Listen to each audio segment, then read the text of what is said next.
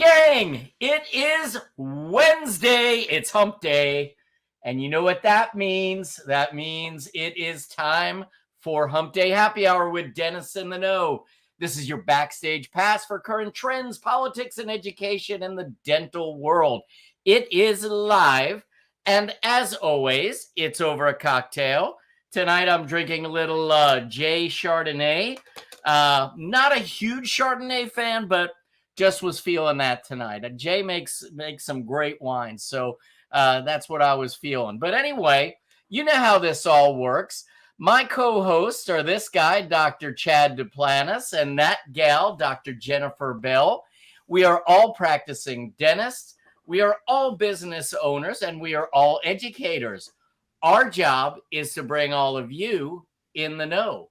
We've got a really cool show tonight. So just to make sure that you all remembered, tonight is the night we are going to pick for the free tuition to the Mexico event from Midway Education. And I know there's a lot of stuff swirling around there. I don't know if this was in your news, JB, but I posted it.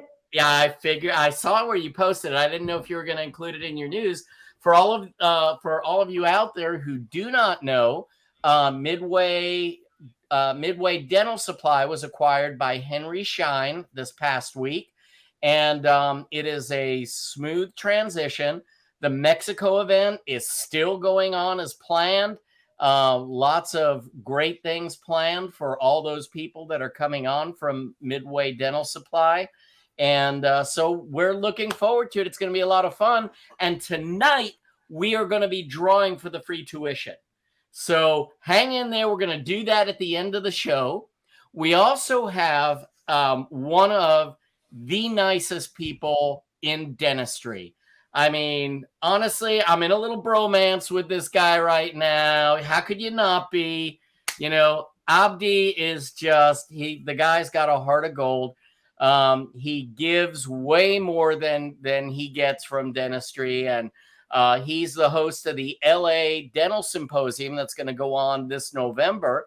And in fact, a few of us are going to be out there sharing that event with him and seeing all the good work he's doing. He's amazing to students and helping offset the cost of tuition for them to go and for faculty members at the dental school where he's on faculty as well. So I'm really looking forward to talking to Abdi and hearing about the LA Dental Symposium.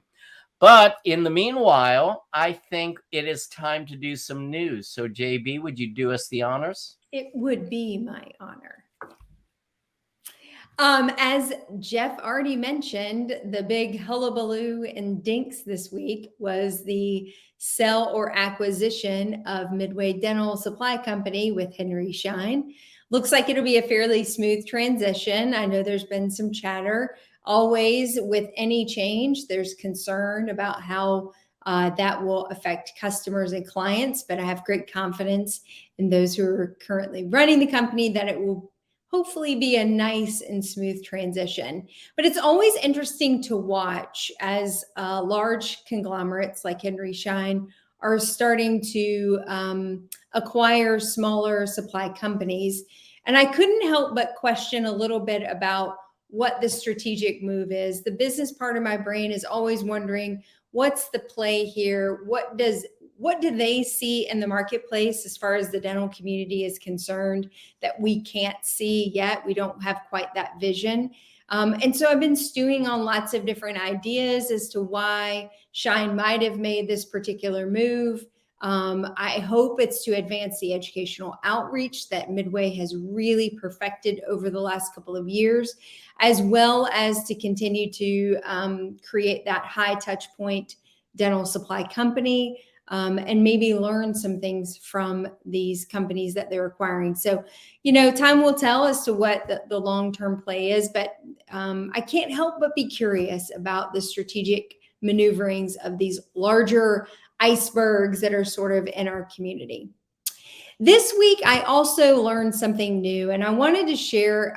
Probably I'm boring those of you who already understand this concept, but indulge me for just a moment for the few who may be listening who also were in the dark like I was. So I was alerted or became aware of an issue that's on the Massachusetts ballot coming up in November. And it talks about the medical loss ratio. And so I was curious, what is the medical loss ratio? How does this impact dentistry? Why are dentists concerned? So let's go back just a little bit. When the ACA, the American or the Affordable Health Care Act was put into place under President Obama, there was a particular piece of the language that required that insurers, medical insurers, had to spend 80% at that particular time. And this can be slightly state specific, but as a general rule, it's an 80-20 rule. 80% of the premiums that are collected have to go directly back into healthcare and healthcare initiatives, while 20% of revenues collected from premiums can be used for marketing dollars, administrative costs, etc., rent, those types of things. So the idea between the 80-20 rule or the medical loss ratio is that any money that is collected through premiums that doesn't go through direct healthcare costs or healthcare initiatives is to be refunded back to the insurers and the policyholders. Curious out there, how many of you have received a dividend check from your insurance company because they didn't quite meet the medical loss ratio quota? I, for one, have not received one check yet. So this coming election year in November, Massachusetts has a dental inclusion into the medical loss ratio. So up until now, for the most part, dental insurance has been excluded from this particular clause. I believe California did pass something pretty comparable a few years ago, and Maine also recently passed a medical loss ratio that include dentistry. But it's now hitting Massachusetts. And the real question is, how many other states will eventually fall into this particular inclusion with dental insurance companies? And then the real question is, what's its long-term impact on those who are insured and those of us who provide care? What I feel most confident about is it's probably not an increase in reimbursement rates. And as an insured person within the medical loss ratio state, it does not appear to be a dividend back on my premium either. So it'll be interesting to see, number one, if this takes traction out of Massachusetts, if it passes and now dental insurance companies also have a medical loss ratio they have to comply with. I will say one of the good things that will come out of this is that there is a lot more accountability to the insurance commissioners specific to your state of how the insurer is spending those premium dollars. So it will be reviewing salary allocations, marketing dollars, etc. So maybe the silver lining of this will be that we'll see some improvement in the dentist and insurer and insurance company relationships. We can only hope. But it is definitely something that we all should be paying attention to, watching our ballots to see if our states are going to be included as well. And certainly now the ADA, the AGD, and other organized dental groups have it on their radar to see what advocacy efforts and where do we really fall on this issue. This one for me is clouded with unintended consequences. I don't know where I stand or what's right and what's wrong and what do we really want to support. So I'm all ears for any feedback. And we'll post this on the site. So you can open it up for content and for debate. We had a lot of good debate today about what organized dentistry is doing to support us in the cause of improving our insurance relationships. And this is another ballot issue that's going to come up. Massachusetts won't be the last state that brings this to the forefront of the voters. So it's on us to stay informed, and it's also on us to start making some type of stand on whether we're for or against. I'm going to continue to do my homework to figure out exactly where I fall, and I'll keep you posted. And that's it for the news.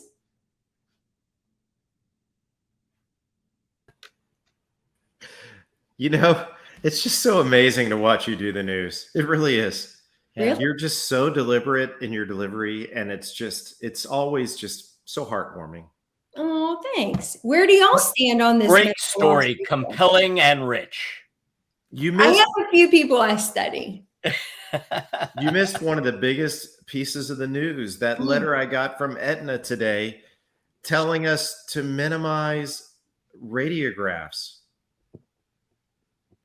I also wanted to say, I should have included, there were some nuances in the student loan thing that we talked a little bit about last week, but there's going to be a delay again for payments until 2023. So if you've been in a deferment because of COVID, you get until January of 23. And I don't think anyone will qualify likely who's a dentist under the income cap to get loan repayments, and they have to be federal loans as well, so they can't be private. And there is also some, hold on, forgive me for a second. I'm going to pull up. There was also some additional language about what those payment structures have to look like. Oh, I know what it was. It had to be under 5% of your discretionary income, which I found very interesting language, because I don't know about you, but I don't actually know what my discretionary, and like, I know what I have. That's a tough metric to gauge there. And do we consider like Starbucks lattes and other things still within some like common operating anyway, seems very fuzzy, but the loan repayment structures can't be more than 5% of your discretionary income based on that, which is really interesting, because if you happen to go to a private school and graduate in something that you cannot earn a living comparable to the amount that you take the loan out on, they still can't really call the debt appropriately, which will be interesting. Yeah. This is a whole can of worms that I'm not getting into, but we have a little more clarity. Yeah, we could probably do a whole show just on that can of worms, but well, and I think Chad also brought up a really interesting point about the request to decrease radiographs. You know, I don't know about you, Chad, but I've had in the last couple of months, I've had one insurance plan that will only pay for a new patient exam every 5 years. So regardless of whether or not they go to a new practitioner, or, you know, it used to be the standard was every 2 years or a new practitioner. So we ran into that recently. I have several insurance companies now that will only pay for bite wings every 2 to 4 years. And then it hits their deductible regardless. So they will owe money every time they come in. So there's been some crazy nuances starting to change for sure. And I do think what I talked about tonight with the medical loss ratio, I think could directly impact exactly what you're seeing, you know, that they're going to start to really, if they're really held accountable for how monies are being spent, it could look different. And I just don't know quite yet what that's going to be. So I'm going to make an appeal that I make. I mean, everyone hears me do this all the time.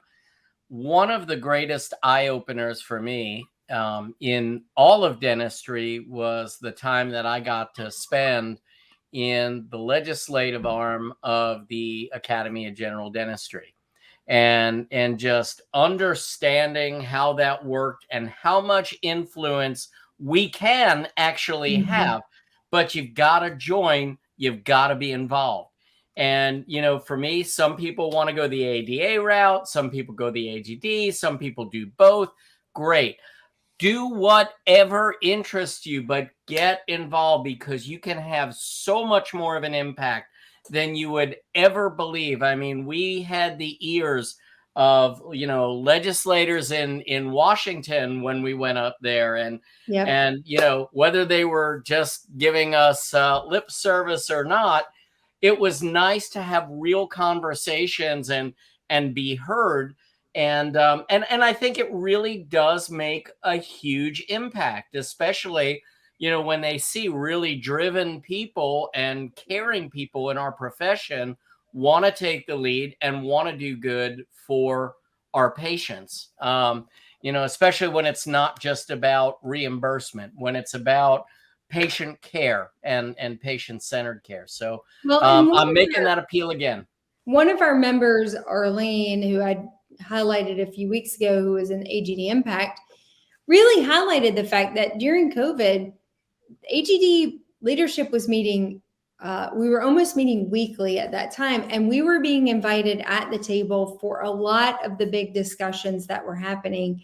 And yes, dentistry got kind of knocked around in the beginning. And then when we finally got a seat at the table, then you started seeing the pendulum shift, and we started really actively participating in, number one, creating good parameters around how to protect providers and patients, but two, culling back some of the really egregious and challenging things. You know, the thing that people don't always understand is the lack of involvement in the government in a particular area probably has to do with the involvement of organized dentistry to stop that. So it's very difficult to quantify or see the fact that you don't have to do something as AGD or ADA standing up on your behalf to stop that from happening, because all we really see are the requirements of what is asked of us. But behind the scenes, we've got groups working constantly to put all of these things at bay to some financial capabilities that doctors can really handle, and kind of putting the brakes on a lot of regulations. And that's what organized dentistry is quietly doing on everybody's behalf behind the scenes, whether you pay or not. Yeah, love it. So great discussion, but we've got a hell of a guy waiting down there. Can't wait. You know what? He's one of the people that when you're around him, you're like, I just love being around other dentists that lift up the profession as he does. And it makes you feel better, you know, because sometimes you feel like, why am I doing all this? Why am I going to all this effort? Sometimes you feel like you're pushing up against a wall. And then you meet people like Abdi Sameni, who is just an incredible guy. He is running the LA Dental Symposium. He is a graduate and on faculty at the Herman Ostrow School of Dentistry at USC. His main interests are aesthetic dentistry, biomimetic dentistry, but he has also a special passion for education. And this is one of the things that really drew us to him. Got to spend some time with him at the GC Summit. And I just valued that time so much because not only did I learn a ton from him, it's just a pleasure to talk to this guy. He's put together programs like the Advanced Aesthetic Continuum at USC. Oh, by the way, that's the University of Southern California. On this side of the United States, USC is the University of South Carolina. Go Gamecocks. But Gamecocks. All right, we'll give it to him. Abdi, welcome. Thank you for coming, and it is so great to have you on. Listen, my pleasure. It's so good to see you all. I've met both of you. Jennifer, nice to meet you. I feel like I already know you because I think your program is just so much. I love the casualness of it. You know, it's like you guys are sitting and talking, and it's like, it's very rare that on a Wednesday at 5 o'clock, I actually have a biscuit flour. I think this may become a thing. I don't know. But we talked a little bit, and yes, indeed, kudos to Michelle for putting that GC Summit together. I got to meet all you guys, and we had a good time. Yes. So my pleasure to be here, and really great job in building what you've built in a relatively short time. I'm expecting, if there was an Emmy for dentistry, for you guys to be nominated. Hey, there's a thought. Hey, let's start that. Let's start at the Demis. Yeah, the Demis. The Demis. The Demis. There we go. I like it. I mean, I think that you might be a presenter. You know, yes. You might be a presenter. I don't think I got the looks to be the presenter. We'll find the presenters. No, you're the host. Have you looked at the left side of the screen? Yes. It's not good. That side of the, I give my vote to that side of the screen. Yeah, and I go below. So, there you go. There you go. I'll take it and run. So, Abdi, tell us a little bit about your background. First of all, you and I are 1991 graduates. So I'm just glad that there is someone else of my experience level on the show this evening. Yes. You know, That's all I can go with, is because I'm always called old. So I prefer experience. And thank you for sharing that level of experience with me. You know, I received my ADA pin literally a week or two ago. That I'm like looking at this and I'm like, life member? I don't think I belong in that category. And I always joke, I say, as long as I don't have to move really quickly and there's not a mirror in front of me, I don't feel a day older than 30. So that just is Awesome. the way it goes. And you know, I honestly can't believe where the years have gone. Like, I cannot believe that I've worked for 30 years, and I'm probably more excited now about working than ever before. And you know, thank you for saying all the nice things that you said. People that know me very little think that way about me, so that's kind of cool. What do you think? I mean, I think that's really interesting that you say that you're the happiest that you've ever been in dentistry, or that, you know, that the zeal and the zest of what we do is still present.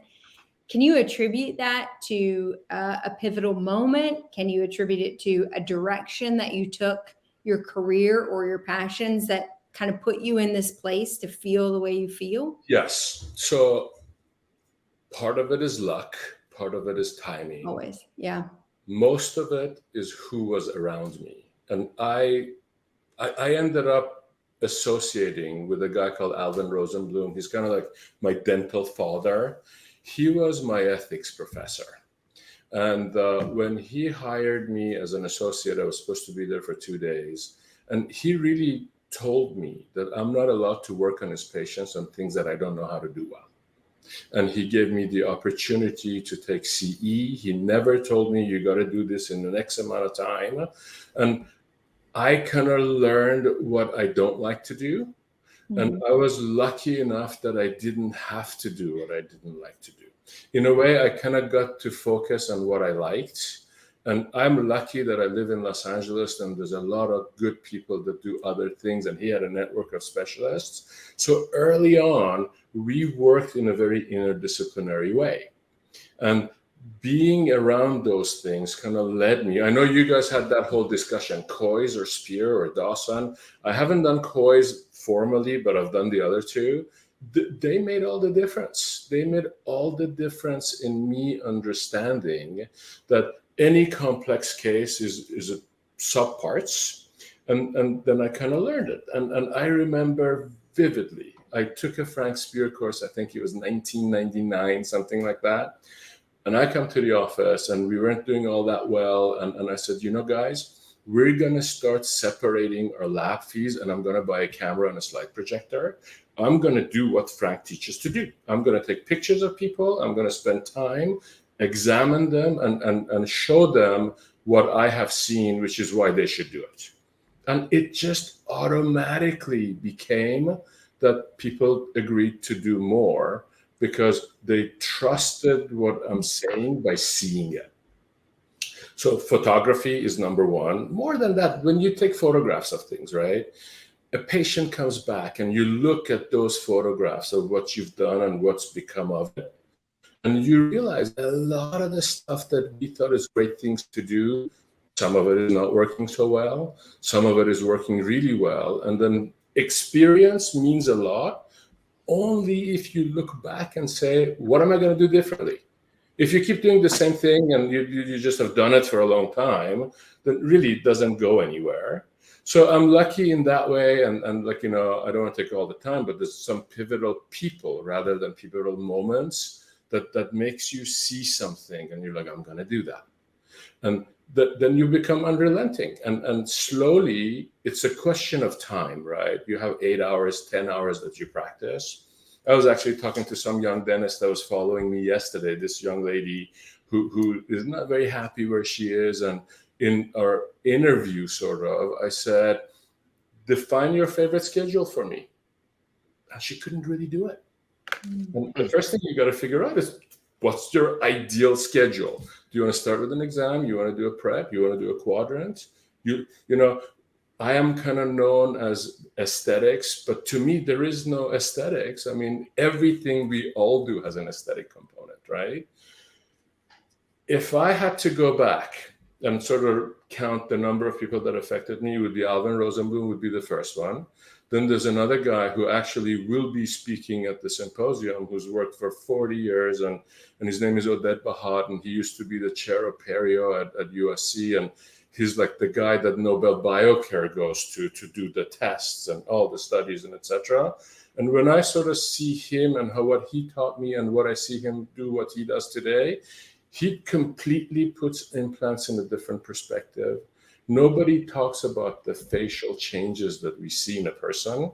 So when we place an implant is critical. I didn't know that, but now that I know that, like I try not to do implants in the anterior.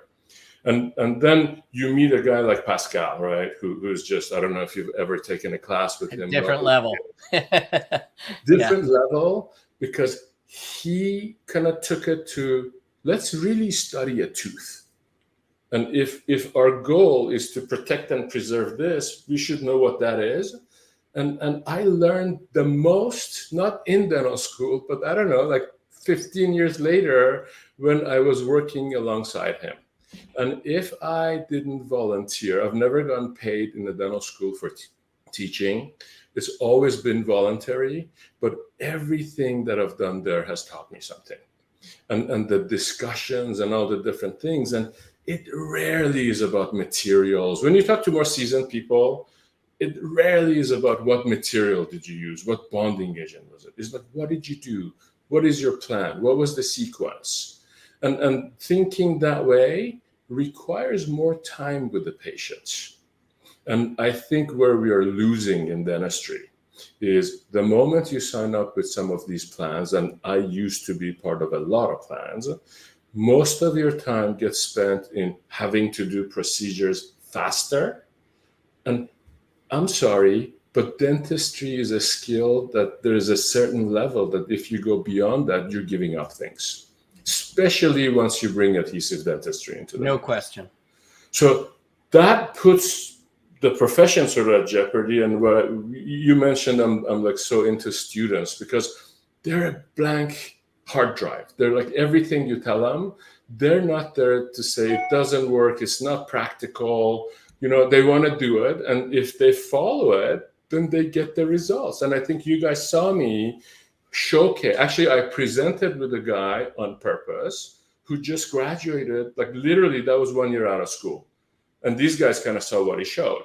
So when that possibility is there, it's just really hard. How do you not do that? And little by little, I think once your practice gets branded for something, then people kind of find you.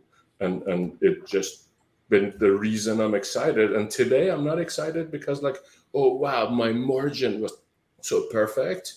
Like I sometimes see a grandfather and a grandson in the same week. And that relationship part of dentistry is what makes me look forward to go to work. And I think very few things actually give you that. Abdi, I want to chime in on something that you said, because I think this is part of the reason that, first of all, that people are drawn to you, that you're a great educator. I think that patients, and really for any of the younger dentists out there, you know, we can talk about the mechanics of treatment planning and the mechanics of a case presentation. But what you mentioned about the photography, and you're taking that particular interest, you know, in wanting to document everything that you're doing. I think some of those unspoken words are the best case presentation that you can offer a patient. And, you know, when a patient has that experience where they go into your office and, oh my gosh, he was taking pictures because he wanted to teach other people how to do this, and he wanted to show people the progress, and you know, if anything goes wrong, he wanted to document it. And I just think that puts people's trust at a different level. And you give off that enthusiasm and that quest to keep learning. And I think that's as important as any mechanical skill that can be taught in diagnosis and treatment planning. Diagnosis is knowledge, but when it comes to that treatment planning and case presentation, I really think that when patients see that kind of motivation in somebody, that's what really sells the case. And I think you're right on, and I'll take it a step further. When I first started, I did it because I wanted people to sort of do what I asked them. I felt like I need the data, or basically to convince them, right? I thought of it as a sales thing. Today, I don't think of it that way, because at the end of the day, the person who says yes by giving their personal space and, to sit on, first of all, I'm going to shoot myself in the foot. I hate sitting in the dental chair. There's almost nothing more that I dislike than needing dental work. Okay. So I get that. And to give up that sort of part of your body to somebody else, knowing that they've got this drill that's going at 200,000 RPM, etc. It's kind of a scary feeling. And what I have become is my job is, if you come to me at a certain point in your life, I need to know what that is. And my job is to preserve it. So if I am to preserve it, all the stuff that I'm doing is not to convince you to trust me, is for me to trust what I'm telling you is accurate. So if we ever have time, I can show you more of these things, but I'll take a tooth that has a crack that I did a very large composite. And I show you that tooth 7 years later. My education told me that should be an onlay. My experience tells me if you bond well, that could work. But then there's certain things that you need to do to bond well, and you can't do it quickly. So automatically, that puts you in a choice position, right? Many people, me included early on, we feel like we must do these things to survive. My advice to a young person today is start really slow. Don't let your staff get really big. Because really, in an 8 hour, how many things can you do and how many things do you need to make that work? The technology that you need today to do dentistry has become very, very expensive. And I think our models need to change. I kind of heard you guys talk about taking too many x-rays, etc. One of the people that's going to speak at our symposium is I've asked her to sort of highlight CBCTs, right? Endodontists are using CBCTs. It's remarkable for them what they see that they couldn't see. Implant surgeons are using softwares to do better work, right? GPs aren't even thinking about it, right? But if you look at the amount of radiation that somebody gets today from a high-end CBCT, it is the equivalent of an FMX, right? So the information that can come to you, you deny yourself by not having one. And I don't have one yet. That's my goal, to get one, because maybe if we sort of diagnosed it that way, then we can do more at an earlier time, et cetera, et cetera. But then a small practice can't start and go buy a $250,000 machine. So maybe sharing some of that stuff should be the future. The only people that can do that today are corporates, right? Because they can have all the technology they want. And in that sense, they're doing better than us. So it's all these things that you kind of look back and see, why couldn't I understand this earlier? And I think why I'm excited is all of a sudden I learn about something that's called CaryView here, Diagnodent in Europe, and you can take an infrared of a tooth and really see where that initial caries is and should you go in or not. Because I can take an x-ray in 3 different ways for you, and yes, it needs a filling and it needs nothing. So we don't give ourselves time to sort of do these things, mainly because we're trying to see 3, 4, 5 more patients at a time. And I got lucky that I got given an opportunity that I got out of that system after about 10 years of practice. And today our practice still takes insurance, but they don't dictate what I can and I cannot do. Okay. I love it. And, I think, I'm going to harp on CBCT for just a second, but I think it's things like that take us from being a dental technician to an oral healthcare physician. And I think it really, you said it, you hit it right on the head when you said it allows us to see so much more. And I do think it's for the general dentist as well. And I can't wait till you get one and we can start talking about it. But you also hit on something that I want to talk about, because you were talking about, it's a young lady that's speaking on CBCT at your symposium. You've got a fantastic lineup. Jeff and I know for sure are going to be there in November. But tell us a little bit about how you came up with this idea, how long it's been going on, how you vetted these speakers. I mean, you already let the cat out of the bag on 2 of them, but tell us a little bit about the symposium. Okay, so it goes something like this. I get a call from the head of our continuing education in 2006, I want to say.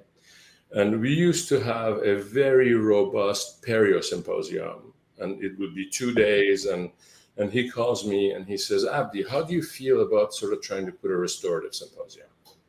And I'm like, you have all these faculty people. What, me? It's like, the other one is run by the chair of the department.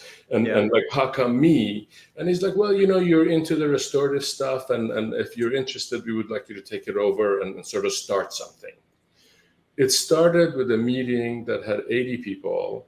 And it kind of made me feel responsible that if I'm going to bring all these people, what information they have to offer has to be really, really great. I attended a lot of meetings to scout, and then I became a junkie of those meetings. One of them is the American Academy of Aesthetic Dentistry. You look at the people that go there, like every year, John Coyes is there, Greg Kinzer is there, Frank Spear is there, and like the stuff that you see just inspires you. And you look around your room, and there's nobody that I would see there that would be in my daily circles. So then I would try to go recruit them. And these people are not inexpensive to bring. So we kind of needed corporate to sort of help and etc. One thing led to another. And we did that for 10 years and it got better every year. And one of the things that makes me sad is when I look at some of these European speakers speak and show their work, and like the way they do things, it is so clean. They have such great follow-ups. And when I look at some of our own speakers, me included in my early days, right, we don't have that. And I kind of like think, why do I do what I do? Is because I saw it. If you don't see it, how could you want it? And when you see somebody like Pascal Magnier, that the first time I met him, I thought I'm in the wrong room. This is at an AAD meeting in Colorado, and I walk into a room and I'm a little late, and there's like no lights and there's loud music on the screen. It's like the first time I'm seeing a 3x1 screen, and there's like these flashes of light and these models are walking and the intro ends and then Pascal and Michel present. They showed me veneers they do that you can't tell apart from anything else. And there's like 6 millimeters of unsupported porcelain, which like a crime the way I was educated. And then he's showing like he did that 10 years ago. And you kind of look at that and you're like, what is it that they do that we don't, and other people need to see it? So that kind of started it that way. And over the years, relationships get built. We become friends, we talk about different things, just like you guys do.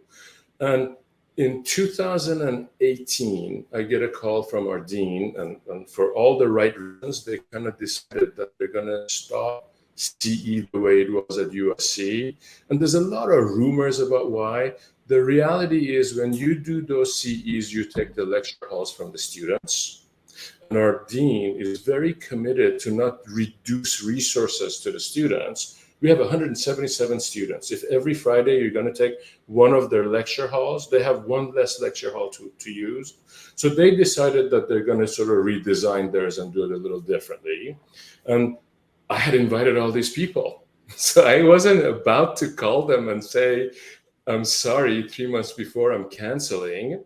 So I asked them, do you guys mind if I take this over privately? And they said, listen, privately, you can do whatever you want. So I kind of went on a limb, put all the funds for it myself, and it ended up being such a great time.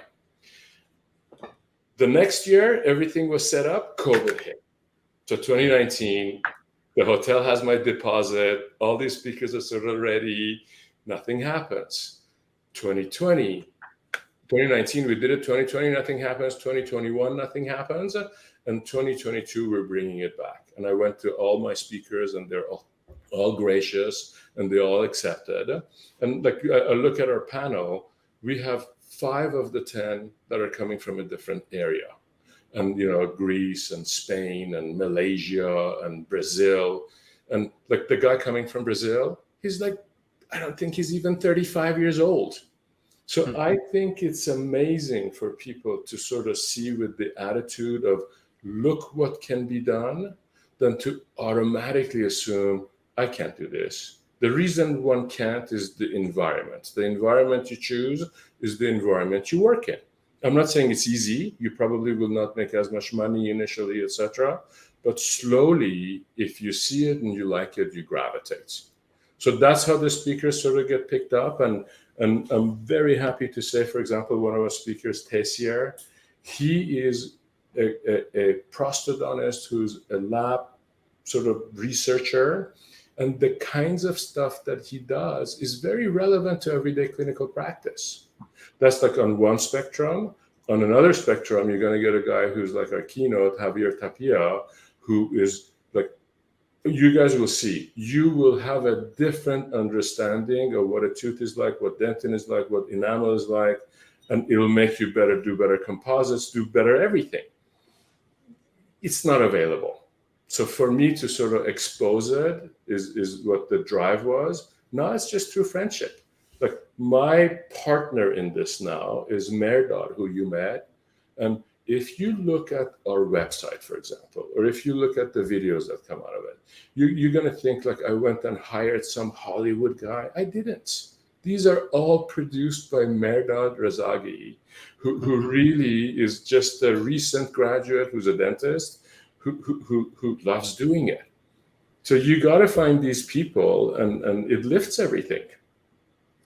Now, that's one thing that really drew me to this, because when we saw you at the GC Symposium, I believe there were the 3 amigos.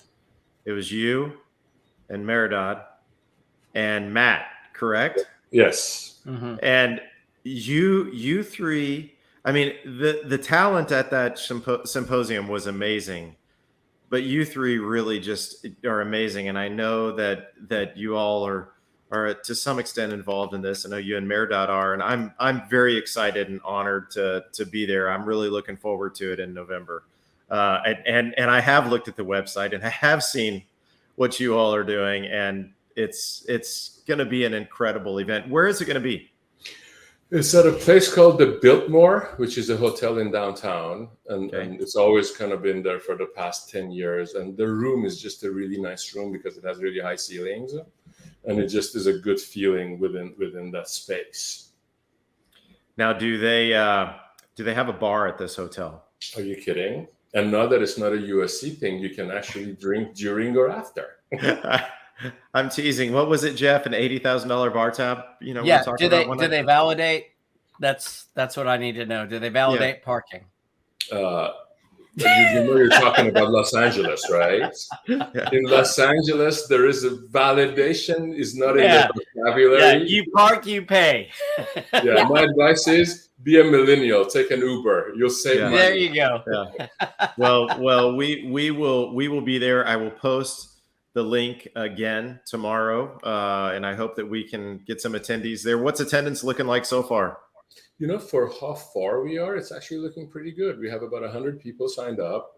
Good. But you know how these things go. There is no real incentive for anybody to do it today versus the day before. So most people are waiting, and this has historically been filling up maybe 2 to 3 weeks before. And we talked about it, and I'm more than happy to extend the courtesy to all of the Dinks out there and the Dink followers. I'll create a code and send it to you guys. Yeah. So Abdi, we had talked earlier, and you were gracious enough to mention that you were gonna extend an offer to all the Dinks out there. And so if you wanna briefly talk about that, we will post the code tomorrow as a Dinky deal. We don't have all of that information, but tell us what you were thinking about doing for So all I was of going to these. sort of take 20% or $200 off of the tuition. Which the Awesome. tuition is already ridiculously cheap for the two-day- Very level of reasonable. education. 2-day symposium. And you know, this is kind of by design, because I want access of people who don't get to travel and go do these things to possibly see this. And I tell you, like, we have people that come, and we have people that come over and over and over again. And then we have some people that come and never come again because they figure, I'm never going to do that. And that's fine. This is not for the people who I don't know, are not ready to sort of change their things. My intent is not to convince anybody of doing anything. My intent is to sort of expose you to something that may change the way you work, so that you enjoy your work a little bit better and become more successful, seeing less people doing, you know, more high, less stress work, let's just call it. You know, I do have to say one more thing that you mentioned, which is that a lot of dentists don't think that I think they what he's trying to can- say is that he really appreciates what you're doing. No, I do. It's amazing. No, but- you were cutting out, Jeff. I was just sorry. trying to cover Sorry. for you. Yeah. Sorry. No, it's been good on my end. So, no, the point that I wanted to make was something that you said earlier, I think was very poignant as well, which is a lot of people think they can't move to that next level, or that they're not in a place to do that. And there's something out there called the proximity principle, which says that if there's something in your heart that you really want to do, just be around other people that are doing it. And, you know, what you said about Pascal Magne is, you know, just watching him and seeing what he does, you're like, okay, this is doable. That, you know, and some of the other people that you have mentioned, you know, when you see someone else who just grabbed the bull by the horns and said, you know, I'm not going to be a PPO practice anymore. I want to do this kind of work. Put yourself around other people that are doing it.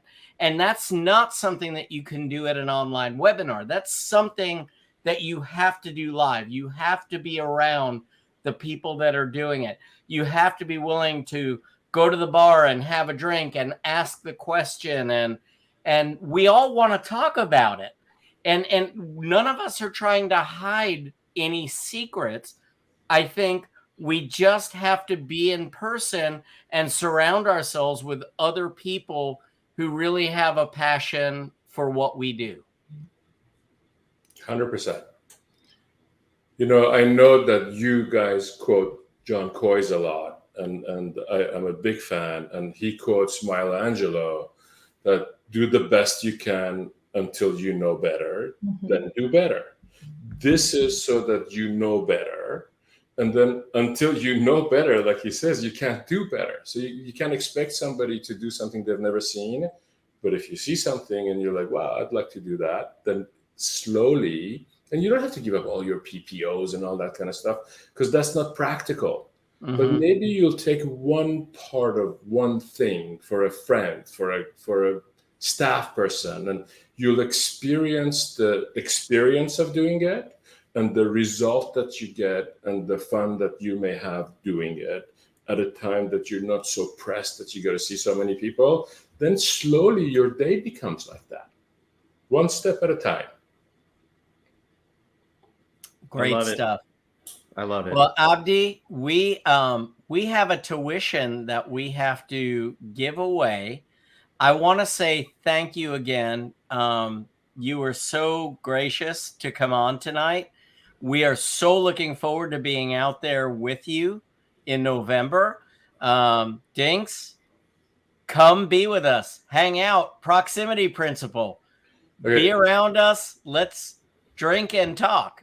Besides the 200, anyone that's a dink there is going to get a drink on me there. Oh, my goodness. Night, okay? Dinks, Yeah. drinks with dinks. Drink There and you drink. go. That's what it sounds And like.